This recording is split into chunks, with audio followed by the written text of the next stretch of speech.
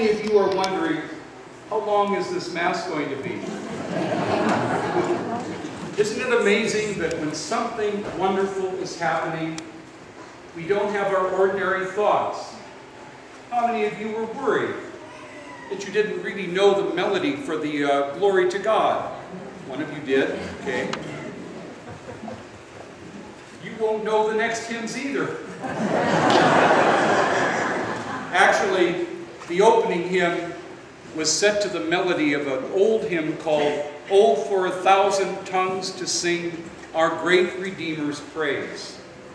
And after Father Hurtna had passed to the Lord, and the bishop asked if I would be willing, and I said I'm very willing to come, I knew there was no hymn to honor St. Dymphna, and I waited. One night while I was with Sister Doris having dinner at a place that she loves in Canal Fulton, the words started coming into my heart. And I said, "Sister, I've got to take you home because I've got to go to my room and let these words come out of me." And all those verses, except the final one, came out at the very same time as a hymn to St. Dymphna. So I was happy that we do have it, and we had to paste it in our hymn books. The other songs are melodies to other hymns that you might know. They were written around 1650, so if you're as old as I am, they were written before I was born. So you'll get to know them. I would like to share with you today, if you don't mind, can you hear me pretty well? I'm pretty loud. That there is someone in this chapel that I'd like to speak about who is a very important person. So most of you are probably pretty glad that I said that, because you'd say, well, he's not going to mention my name. But that's not the truth. The person in the chapel today at the National Shrine of St. Dymphna, who is very important, is you. Because you made a decision to make plans. I don't know where you're going to eat. I don't know where you're going to stay. I don't know when you're going to get home. I don't even know where some of you are from. But I've heard Steubenville, Washington State, Pittsburgh, and other exotic places such as near Buffalo, where the buffalo roam, and the deer and the antelope play, and where they get 60 inches of snow, which I love. Some of you are from the nearby area, and a few of you come to Mass here on the Wednesdays that I, as the priest, can be here with the other assignments.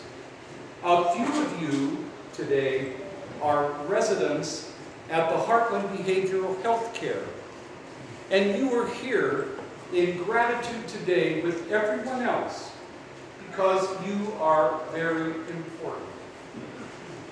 We are here today because we know something about St. Dymphna that many others don't know. We know about her life. I don't have to tell you. Besides, you can read it on the internet. I don't have to describe the horror and the tragedy of her martyrdom, which, by the way, was her ticket and entrance into the life of heavenly grace. You need not hear from me today the history of the shrine that began here with the building of this chapel, with the funds and the love of the people of Massillon and the Catholic foresters, who no longer have an order in Massillon. You don't need to hear that. Nor do you have to know that at one time in the history of the hospital, that on Sundays, this chapel was packed full with the Catholic residents that were here for health and healing. What each of us need to know today is what I've already said, that you are very important. Because God has brought you to life God has given you the opportunity to know Him and to love Him and to serve Him. God has given you, most of you, sacraments of the church, though there may be those here who have not yet even been baptized, who are filling themselves with the love of God and ready to receive that first great sacrament. But God has also given each of us here, you who are very special, the privilege, this is the bond, the privilege to carry the cross.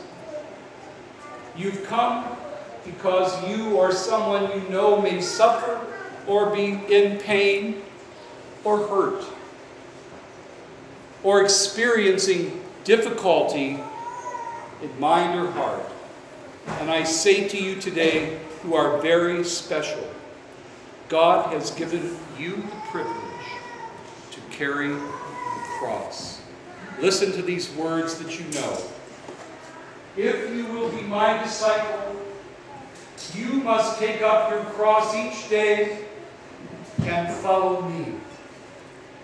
Now, the cross in our stained glass window is not accidentally green instead of brown. If you can't see it now, take a look on the way out. It is green because the cross gives us life. That's the cross of Christ. The cross that He died on gave us life. The crucifix above the altar and the one carried in are artistically made and carved. And we look with faith and say, in this chapel, there is a beautiful cross. And somebody who has no faith would say, well, it looks like some kind of an instrument of torture to me. I don't like to even see the man as he's hanging there. Looks terrible. You say, no, the cross in the chapel is beautiful because what is on the cross is absolute love. He died for us and for our salvation. So we say, I hope you say, the cross on the altar and the crucifix carried in are beautiful. But the cross that no one else sees is the cross that you carry. And I say that as we come on this pilgrimage because you may be saying, my cross is worse than anybody else's. As our friends say in the history of America, our brothers and sisters, nobody knows the trouble I see. Nobody knows but Jesus.